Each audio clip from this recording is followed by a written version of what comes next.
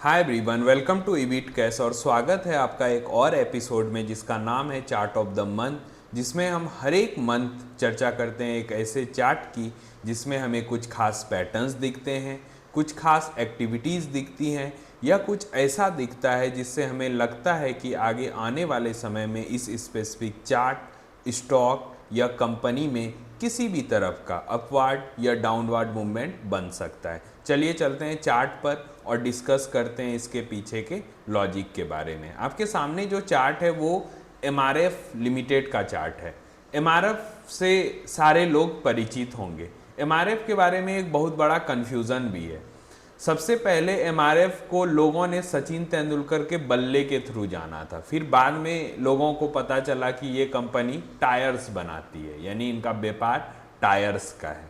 और चूंकि हम जानते हैं कि ऑटोमोबाइल सेक्टर में बूम अभी 5 या 7 साल तक इस देश में काफ़ी पीक पर रहने वाला है, क्योंकि एक बड़ी संख्या है जिनके पास अभी भी 4 व्हीलर आना बाकी है। यानी कि सोसाइटी में जैसे ही पैसे आएंगे लोग अपनी अपनी गाड़ियां लेंगे और इस हिसाब से अगर वो एक गाड़ी लेंगे तो उसमें कम से कम 5 चक्के आएंगे। अब वो 5 चक्के एमआरएफ के हो सकते हैं, अपोलो के हो सकते हैं या जेएसडब्ल्यू के हो सकते हैं, किसी के भी हो सकते हैं। चूंकि एमआरएफ इसमें एक बड़ा प्लेयर है और काफ़ी दिन से ये सर्विस प्रोवाइड कर रहा है ऑटोमोबाइल सेक्टर को, तो यहाँ पर इसका जो कस्टमर बेस है वो अनप्रिडिक्टेबल है। यानी कि हम प्रिडिक्ट नहीं कर सकते कि कोई आदमी यहाँ से उठकर यानी एमआरएफ को छोड़कर कहीं और शिफ्ट होगा, और ये आने वाले दिनों में और नए एक्विजिशन कर रही है और मैन्युफैक्चरिंग हब्स खोल रही है। तो इस हिसाब से ये कंपनी काफ़ी अच्छी लगती है फंडामेंटली। और अगर चार्ट पर देखें तो चार्ट पर हमें क्या दिखा, तो चार्ट पर इस मंथ यहाँ पर मंथली ब्रेकआउट आता दिख रहा है। आप जब मंथ के चार्ट को खोलोगे, यानी कि पहले तो एमआरएफ सेलेक्ट करना है, उसके बाद टाइम फ्रेम में 1 मंथ का टाइम फ्रेम डालना है, तो आपको यहाँ नज़र आएगा कि इस मंथ अगर, क्योंकि अभी ये मंथ एंड नहीं हुआ है, जिस दिन ये मंथ का एंड डे होगा उस दिन हम देखेंगे कि ये जो लास्ट कैंडल है अगर ये इस लाइन के ऊपर क्लोज होने में सक्षम रहा तो ये एक बड़ा ब्रेकआउट माना जाएगा एमआरएफ में। और चूंकि अभी ये शेयर 1.5 लाख के आसपास ट्रेड कर रहा है, तो आप कतई नहीं सोचें कि 1.5 लाख का शेयर कितना ऊपर जाएगा, क्योंकि जब एमआरएफ पहली बार 25,000 का हुआ था तो भी लोगों को लगा था कि अब कितना जाएगा। जब ये 50 का हुआ तो भी यही सवाल था कि अब कितना जाएगा। जब ये 60 का हुआ तो कई लोगों के मन में क्वेश्चंस थे कि अब तो ऊपर जाएगा ही नहीं, और वहाँ से ये शेयर 2.5 गुना हुआ है।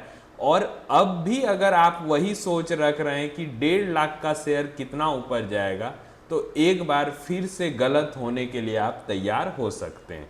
1.5 लाख का ये शेयर लोगों को महंगा लगता है, लेकिन अगर वैल्यूएशन वाइज देखा जाए तो ये काफ़ी अच्छे वैल्यूएशन पे उपलब्ध है।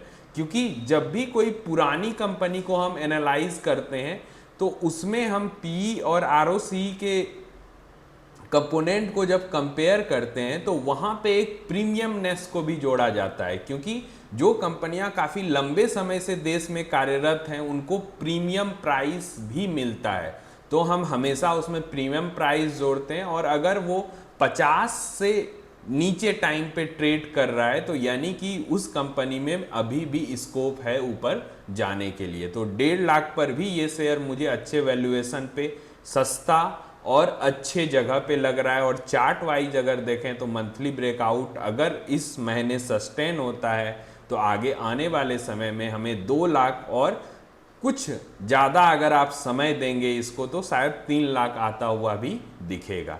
तो ये इस मंथ का चार्ट ऑफ द मंथ था।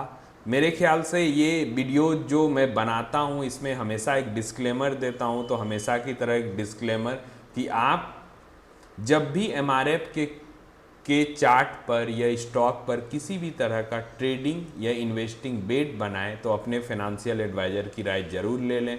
मिलते हैं अगले month next chart of the month के साथ, तब तक के लिए सारे लोगों को बाय।